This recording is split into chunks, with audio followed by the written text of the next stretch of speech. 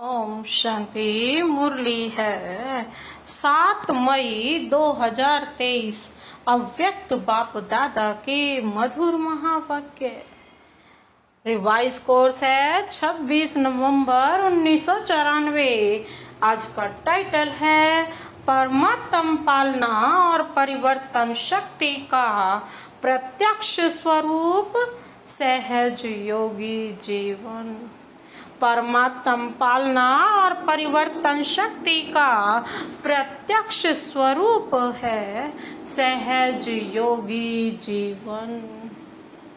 आज बाप दादा हर एक बच्चों के मस्तक पर विशेष श्रेष्ठ भाग्य की 3 लकीरें देख रहे हैं। आज बाप दादा बच्चों के मस्तक पर भाग्य की 3 लकीरें श्रेष्ठ देख रहे हैं।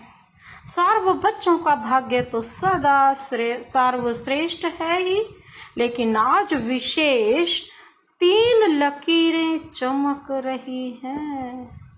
एक है परमात्म पालना के भाग्य की लकीर और दूसरी है बेहद के ऊंचे ते ऊंचे पढ़ाई के भाग्य की लकीर और तीसरी है श्रेष्ठ मत प्राप्त होने के भाग्य की लकीर।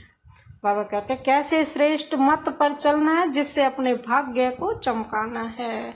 ये 3 लकीरें आज बाप दादा ने देखी। कौन कौन सी?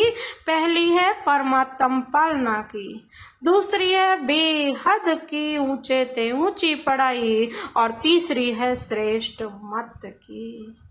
अब श्रेष्ठ मत प्राप्त होने के भाग्य की लकीर चाहे लौकिक चाहे अलौकिक, हर एक को इस जीवन में ये 3 प्राप्तियां होती ही हैं। पालना भी मिलती है, पढ़ाई भी मिलती है और मत भी मिलती है। इन तीनों द्वारा ही हर आत्मा अपना वर्तमान और भविष्य बनाने के निमित्त बनती है। पालना बाप करता है, शिक्षक पढ़ाता है और मत सदगति की मिलती है। तीनों है ना, बाप टीचर और सतगुरु ही देता ना, तो वही तीनों के तीनों। इन तीनों द्वारा ही हर आत्मा अपना वर्तमान और भविष्य बनाने के निमित्त बनती है। आप सभी श्रेष्ठ आत्माओं को किसकी पालना मिल रही है? परम आत्मा परमात्म पालना के अंदर हर सेकंड पल रहे हो। जैसे परम आत्मा ऊंचे ते ऊंचे हैं, तो परमात्म पालना भी कितनी श्रेष्ठ है, कितने लकी हैं।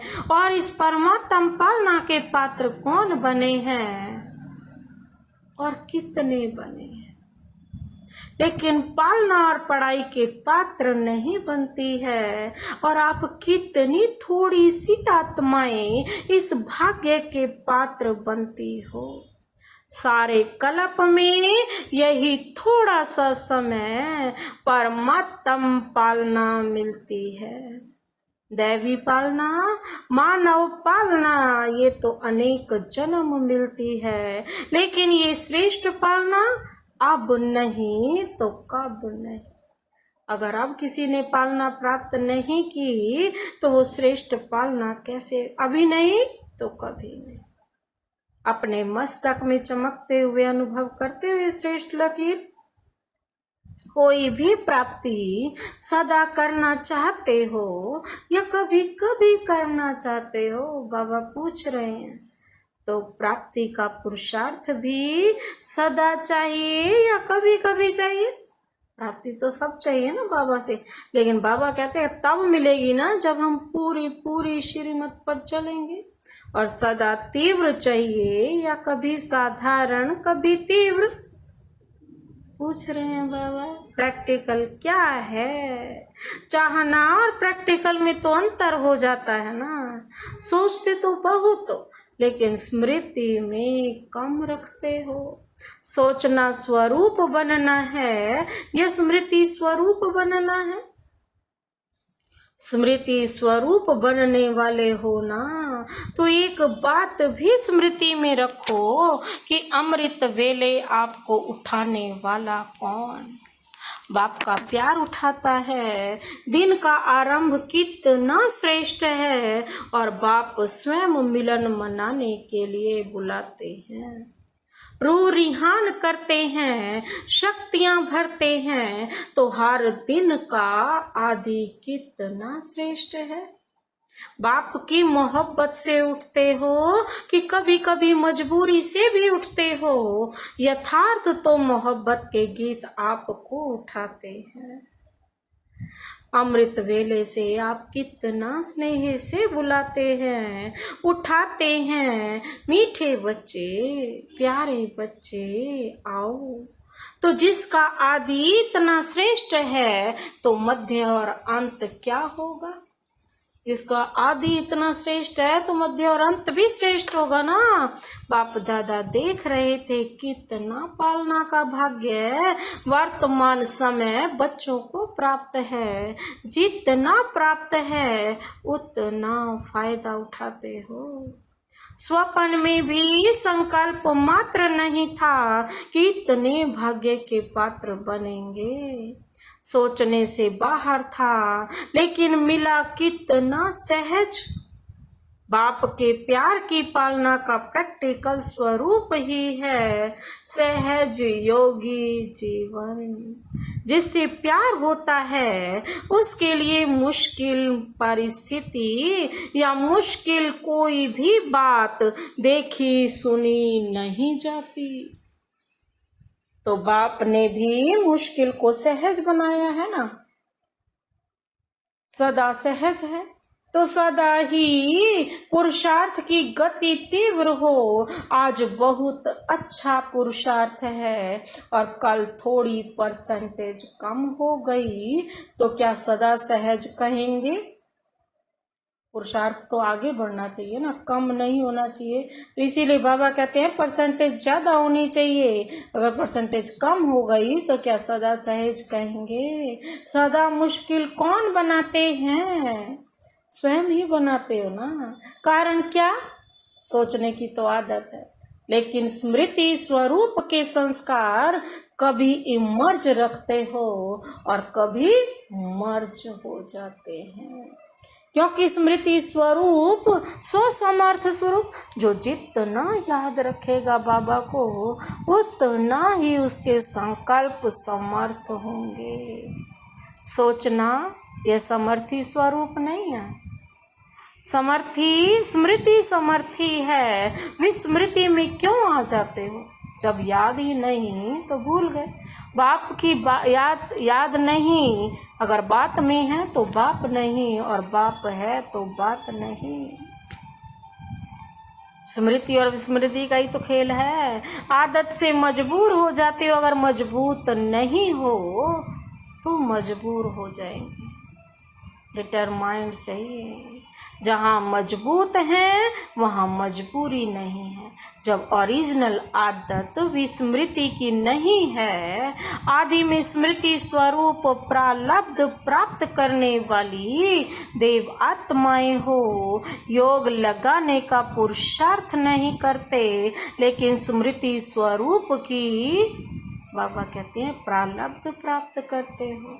तो आदि में भी स्मृति स्वरूप का प्रत्यक्ष जीवन है। और अनादि आत्मा जब आप परम धाम से आई तो आप विशेष आत्माओं के संस्कार स्वतः ही स्मृति स्वरूप हैं। और अंत में संगम पर भी स्मृति स्वरूप बनते हो ना। तो अनादि, आदि और अंत तीनों ही काल स्मृति स्वरूप है। विस्मृति तो बीच में आई तो आदि अनादि स्वरूप सहज होना चाहिए या मध्य का स्वरूप? सोचते हो कि हाँ मैं आत्मा हूँ, लेकिन स्मृति स्वरूप हो चलना, बोलना, देखना, उसमें अंतर पड़ जाता है। तो यह स्मृति में रखो कि हम परमात्म पालना की अधिकारी आत्माएं हैं। बाप दादा चार्ट देख चेक करते हैं तो लकीर कभी ऊंची कभी नीची होती है, कभी कोई दाग होता है, कभी जीवन के कागज में कोई दाग भी नहीं होता, और कोई समय दाग ही दाग, एक पीछे दूसरा, दूसरे के पीछे तीसरा दाग ही नजर आते हैं। क्यों? एक तो गलती हो जाती है, लेकिन गलती होने के बाद भी उसी गलती को सोचते रहते हो, क्या, क्यों, कैसे, ऐसे नहीं वैसे, कई रूप से बात को छोड़ते नहीं हो। बात आपको छोड़कर चली जाती है, लेकिन आप बात को नहीं छोड़ते हो। जितना समय सोचने स्वरूप बनते हो, यथार्थ स्मृति स्वरूप नहीं बनते हो, तो दाग के ऊपर दाग लगते जाते हैं। पेपर का टाइम कम होता है, लेकिन व्यर्थ सोचने का संस्कार होने के कारण पेपर का टाइम बढ़ा देते हो। अब व्यर्थ सोचते रहेंगे तो संस्कार क्या हो जाएगा? पेपर का टाइम भी बड़ा ही हो जाएगा। सेकंड पूरा हुआ और निर्विकल्प स्थिति बन जाए, यह संस्कार इमर्ज करो। कोई भी संकल्प ना चले, निर्विकल्प बनना आता है ना। अपने श्रेष्ठ भाग्य को स्मृति में लाकर सदा हर्षित रहो। अपनी परमात्म पालना को सदा बार बार स्मृति में लाओ। सुनना भी आता है, सोचना भी आता है, लेकिन फर्क क्या पड़ जाता है? बाबा कहते हैं, बाप दादा बच्चों का खेल देखते रहते हैं। सारे दिन में क्या क्या खेल करते हो, ये रात्रि को चेक करते हो ना। माया के खिलौने बड़े आकर्षण वाले हैं, तो उन खिलौनों से खेलने लग जाते। पहले तो बहुत प्यार से माया खेल कराती है, और खेल कराते कराते जब हार खाती खिलाती है, तब होश में आते हैं। मेजॉरिटी में एक विशेष शक्ति की कमी रह जाती है। कभी बहुत अच्छे चलते हो, कभी चलते हो, कभी उड़ते हो, आगे बढ़ते हो, लेकिन फिर नीचे क्यों आ जाते हो? बाबा कहते हैं, इसका कारण क्या? सोचा कभी? परिवर्तन शक्ति की कमजोरी। अपने आप को परिवर्तन नहीं करते, चेंज नहीं करते। समझते भी हो कि ये यथार्थ नहीं है, लेकिन परिवर्तित होने की कमी हो जाती है। ब्राह्मण जीवन में परिवर्तन में आ गए। अब कोई कहेंगे कि मैं ब्राह्मण नहीं हूँ। सभी अपने को बीके लिखते हो ना, हम ब्राह्मण हैं, यह समझते हो ना। बाबा कहते हैं, ब्राह्मण जीवन में जो परीक्षाएं आती हैं, उसमें परिवर्तन करने की शक्ति आवश्यक होती है। जब व्यर्थ संकल्प चलते हैं तो समझते भी हो कि ये व्यर्थ है, लेकिन व्यर्थ संकल्पों का बहाव इतना तेज होता है जो अपने तरफ खींचता जाता है। जैसे नदी का व सागर का बहुत फोर्स होता है, तो कितना भी अपने को रोकने की कोशिश करते हैं, लेकिन फिर भी बहते जाते हैं। बाबा कहते हैं, समझते भी हो, सोचते भी हो कि यह ठीक नहीं है, इससे नुकसान है, फिर भी जब पता ही चल जाए कि मुझे ये रास्ता गलत है, मुझे नहीं जाना, बता भी दिया, बाबा ने सारा पेपर भी दे दिया, क्वेश्चन पेपर और आंसर भी बता दिया। कहीं कभी ऐसा होता है कहीं आंसर भी बता दिया जाए, बस उस स्थिति में टिकना है। बाबा कहते जब पता है कि इससे नुकसान है, फिर भी बहाव में बह जाते हो। इसका कारण क्या? परिवर्तन शक्ति की कमी। पहला विशेष परिवर्तन है स्वरूप का परिवर्तन। मैं शरीर नहीं लेकिन आत्मा हूँ। यह स्वरूप का परिवर्तन है, यह आदि परिवर्तन है। इसमें भी चेक करो तो जब देह भान का फोर्स होता है तो आत्म अभिमानी के स्वरूप में टिक सकते हो या बह जाते हो। अगर सेकंड में परिवर्तन शक्ति काम में आ जाए तो समय संकल्प कितने बच जाते हैं। वेस्ट से बेस्ट में जमा हो जाते हैं। पहली परिवर्तन शक्ति है स्वरूप का परिवर्तन और स्वभाव का परिवर्तन। पुराना स्वभाव पुरुषार्थी जीवन में धोखा देता है। समझते भी हो कि यह मेरा स्वभाव यथार्थ नहीं है। पता सबको रहता है कि ये मेरा स्वभाव जो है वो यथार्थ नहीं है, और यह स्वभाव समय प्रति समय धोखा भी देता है, यह भी समझते हो, लेकिन फिर भी स्वभाव के वश हो जाते हो, उसमें परिवर्तन नहीं करते। फिर अपने बचाव के लिए कहते हो कि मेरा भाव नहीं था, मेरा स्वभाव ऐसा है, मैं चाहता या चाहती नहीं हूँ, लेकिन मेरा स्वभाव ऐसा है। ब्राह्मण बन गए तो जन्म बदल गया ना, संबंध बदल गया, माँ बाप बदल गए, परिवार बदल गया, लेकिन स्वभाव नहीं बदला। फिर रॉयल शब्द कहते कि मेरी नेचर है। तो पहली कमजोरी स्वरूप का परिवर्तन, मैं कौन हूँ? आत्मा। दूसरा स्वभाव का परिवर्तन है। तीसरा संकल्प का परिवर्तन है। स्वरूप, स्वभाव और संकल्प, इन तीनों का परिवर्तन करना। सेकंड में व्यर्थ को समर्थ में परिवर्तन करो।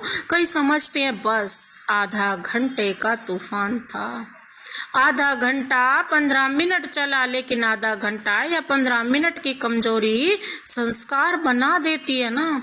जैसे शरीर में अगर कोई बार बार कमजोर होता रहे तो सदा के लिए कमजोर बन जाते हैं ना।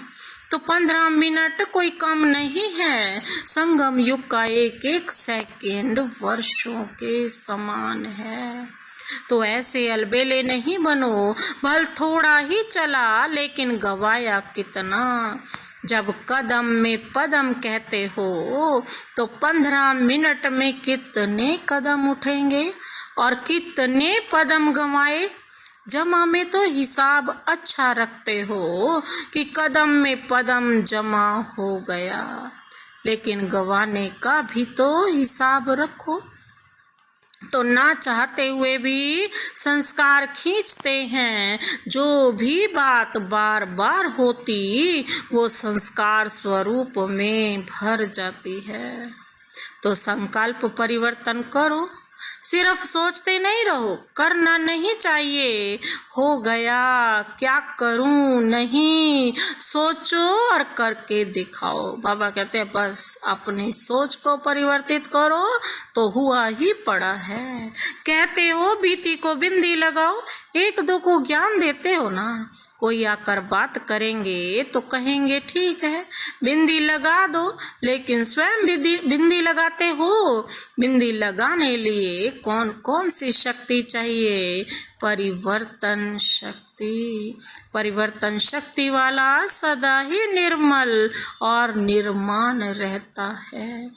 जैसे पहले भी बाप दादा ने सुनाया है कि मोल्ड होने वाला ही रियल गोल्ड है। रियल गोल्ड की निशानी है वो मोल्ड हो जाएगा। रियल गोल्ड क्या हो जाता है? मुड़ जाता है ना, 24 कैरेट वाला।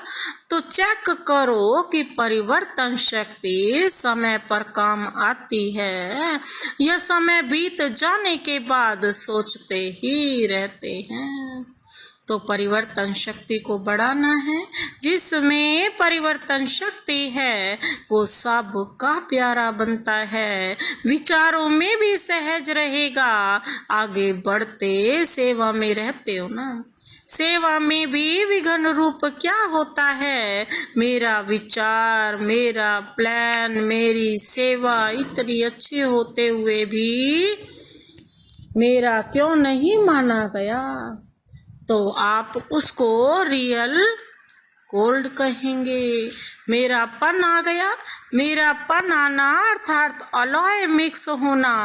जब रियल गोल्ड में अलॉय मिक्स हो जाता है तो वो रियल रहता है, उसका मूल्य रहता है, कितना फर्क पड़ जाता है। तो समय और वायुमंडल को परख कर अपने को परिवर्तन करना इसकी आवश्यकता है। मोटी मोटी बातों में परिवर्तन करना तो सहज है, लेकिन हर परिस्थिति में, हर संबंध संपर्क में समय और वायुमंडल को समझ स्वयं को परिवर्तन करना, यही नंबर 1 बनना है। ये नहीं सोचो कि फलाना भी समझे ना, ये भी तो परिवर्तन करे ना, सिर्फ मैं ही परिवर्तन करूं क्या? जो ओटे सो अर्जुन। इसमें अगर आपने अपने को परिवर्तन किया तो ये परिवर्तन ही विजयी बनने की निशानी है। समझा? अच्छा, आज बाप दादा का वरदानी याद प्यार है। चारों ओर के सार्व सदा स्मृति स्वरूप आत्माओं को सदा सेकंड में परिवर्तन शक्ति द्वारा स्व परिवर्तन करने वाली श्रेष्ठ आत्माओं को सदा सहज योगी अनुभव करने वाले अनुभवी आत्माओं को सदा बाप के समीप और समान बनने के उमंग उत्साह में रहने वाली सर्व आत्माओं को बाप दादा का याद प्यार और नमस्ते। हम रूहानी बच्चों की रूहानी बाप दादा को नमस्ते नमस्ते, गुड मॉर्निंग। शुक्रिया बाबा, शुक्रिया। टीचर से है मुलाकात।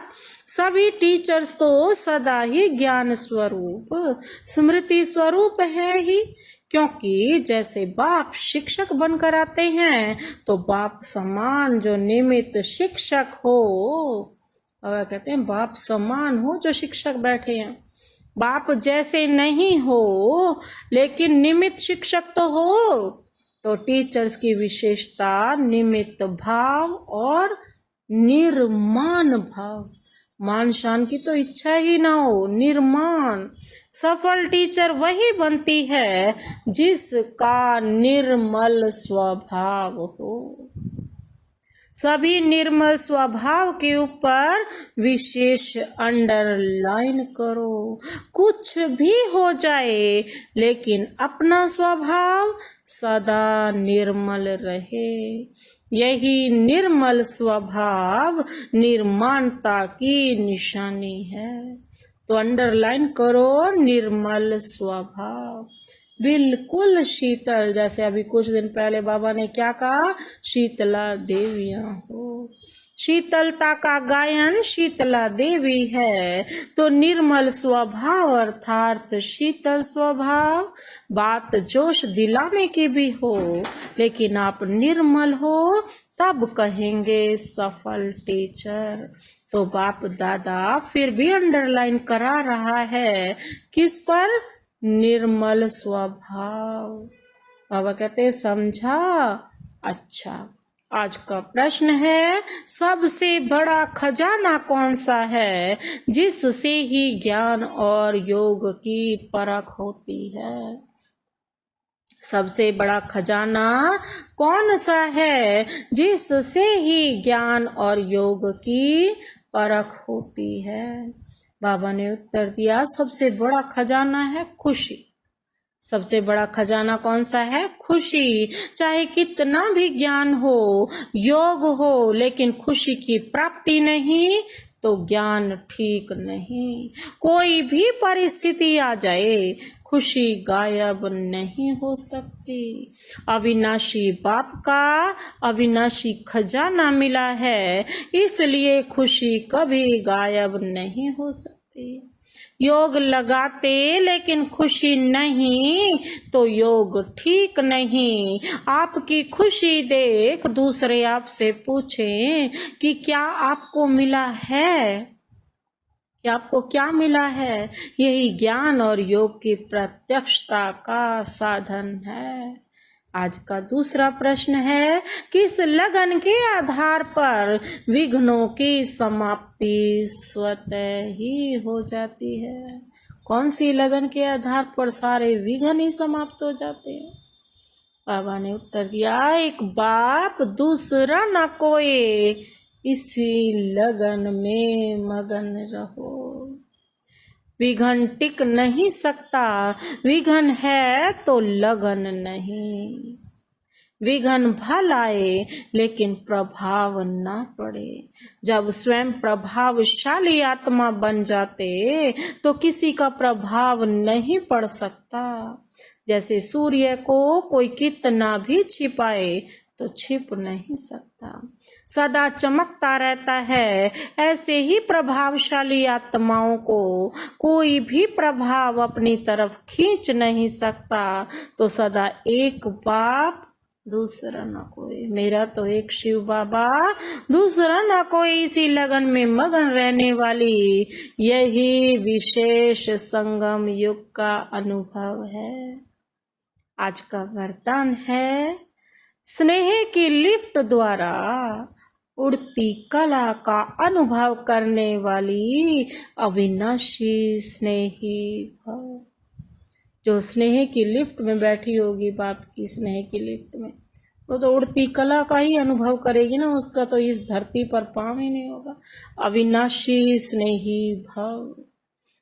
स्पष्टीकरण है, मेहनत से मुक्त होने के लिए बाप के स्नेही बनो। यह अविनाशी स्नेह ही अविनाशी लिफ्ट बन उड़ती कला का अनुभव कराता है।